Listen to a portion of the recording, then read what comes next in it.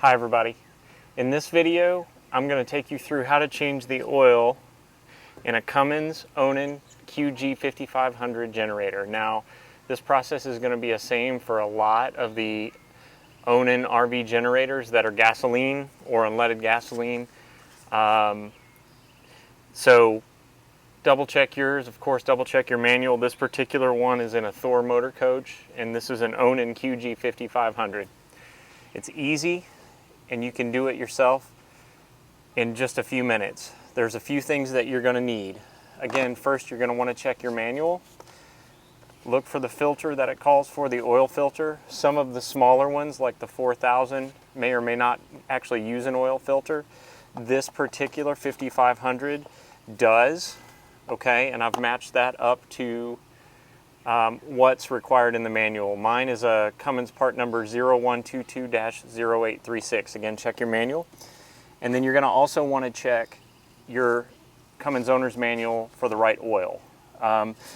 Typically, the manuals will allow you to use several different weights of oil, and you're going to want to compare that to the temperatures that you're going to be operating the generator in. And remember, it's going to get a little bit hotter in here than it is outside. For example, if it's 90 degrees outside, you can expect that this is actually going to be operating in a little bit higher temperature than that. I've chosen to use Shell Rotella T4. This is SAE 15W40. That's one of the acceptable oils in my manual, but again, you're going to want to check your manual for yours. The other thing that you're going to need is something to catch the oil in. There's not a lot of it.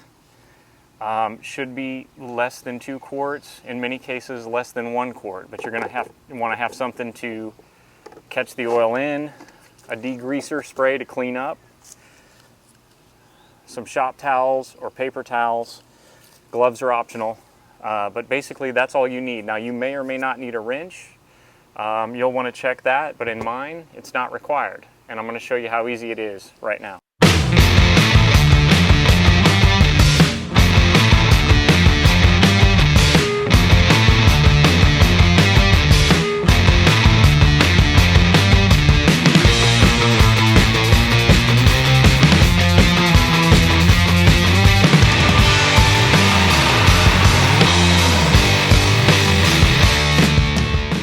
So here's your close-up.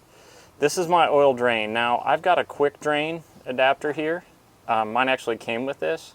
Yours may not. You may have just a standard drain bolt or drain plug here. This actually drains down into a rubber tube that goes all the way down and underneath the coach. See if I can get a shot of this for you. Bear with me here.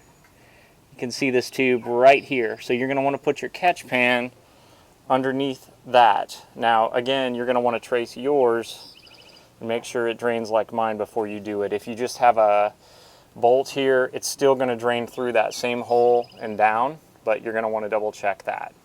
The filter, which you're going to want to replace last, is underneath in the center, and it is right there. Okay, to show you where that is on the genset, as you're looking at it, it is straight down from the middle, right there. So just a little bit to the left of the filler cap and straight down and underneath, and you'll find your filter.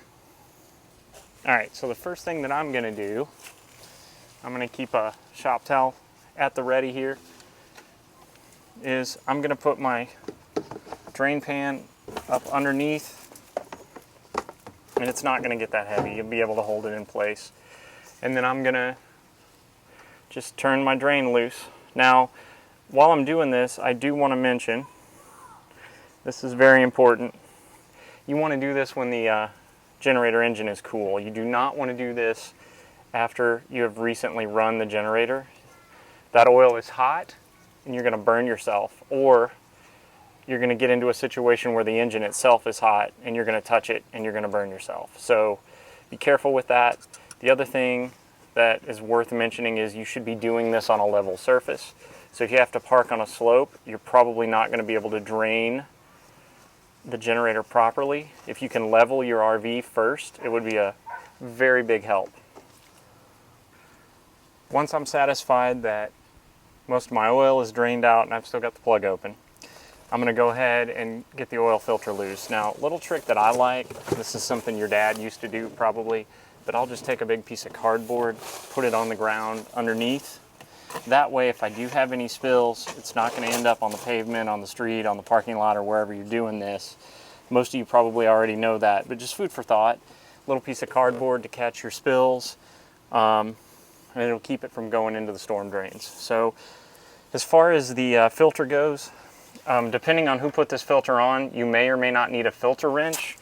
I would suspect that if they did it at the dealership, you're probably going to need a filter wrench. It's a very small filter wrench, so you're going to want to make sure that you have something that's adjustable or that you match up to the new filter before you try to do this.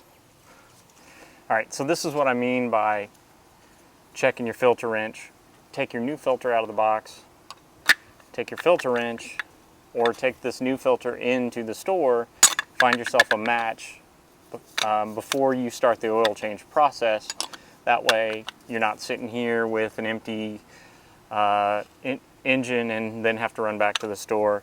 If you can't find a wrench like this that's a perfect fit, I'm a pretty big fan of these adjustables because they will adjust to fit just about any wrench, and you can get good leverage on them. If your filter was put on pretty tight, it's not a bad idea to try that. For this change, I'm going to go ahead and use the one that's made to fit the filter. We're just going to load it onto a ratchet. This is actually probably one of the only times during this oil change that you'll need a ratchet. Get under there, grab the filter. It is inverted, so it is going to spill a little bit when you take it loose. Just be ready for that. And just like that, we're loose. The rest of it I'll take loose by hand. I've got the filter loose. I'm going to take it the rest of the way out by hand. I've got a disposable grocery sack here that I'm going to use to quickly put the filter in. That, again, is just a trick that I've learned to keep oil from spilling everywhere, because not all of it's going to hit my catch pan. It does sit inside of a little bit of a rubber gasket that holds it in place. There's our old filter. I'm going to dump that into the catch pan.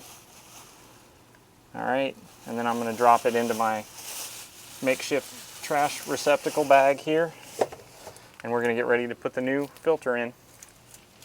All right, so we've got our old filter out, we've got our new filter.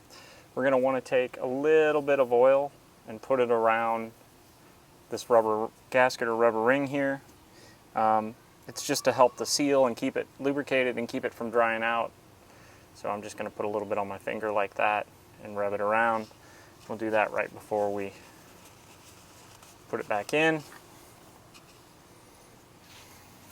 Now the tricky part is just feeling up underneath. You can actually crawl under there if you need to, but it's pretty easy to find that hole. Check your thread, make sure you're not cross-threading. Twist it till it's hand tight. Gripping it with a paper towel just because it's a little bit slippery with these gloves on. All right, I've got it hand tight. I'm going to go a quarter turn from there. Take our wrench, hand tight.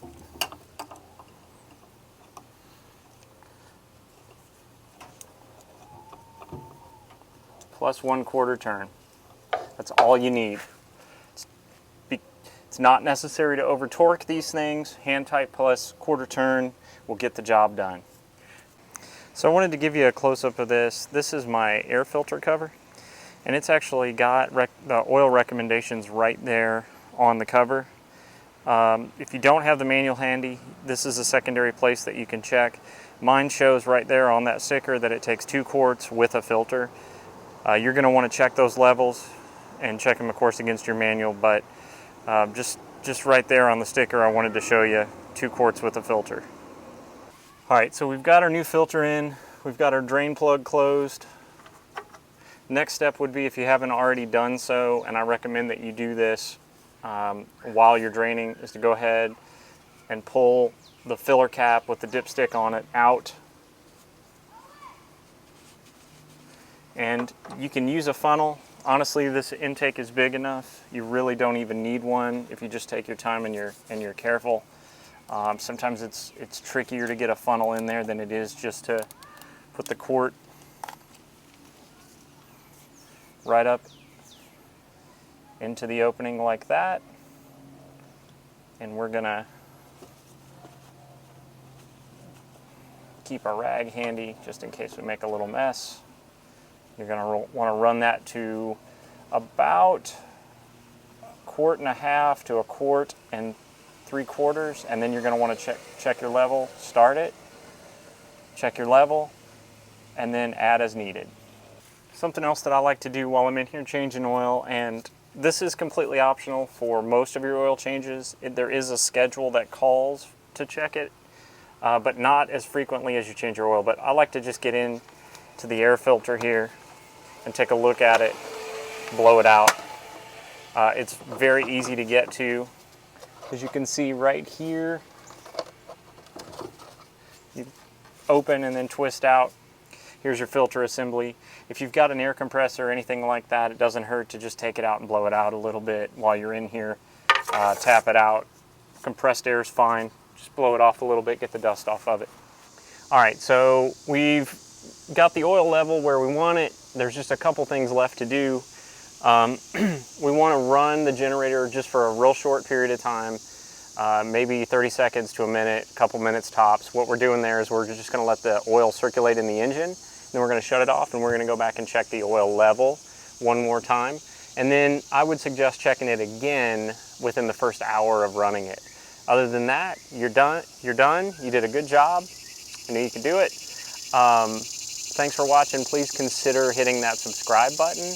I will put a list of the parts that I used in the comments section, and please also check out our website at partscounterguru.com. You'll find lots more videos like this. Some of them are better if Jay does them, and we have a podcast as well. Thanks for watching, everybody. We'll see you next time.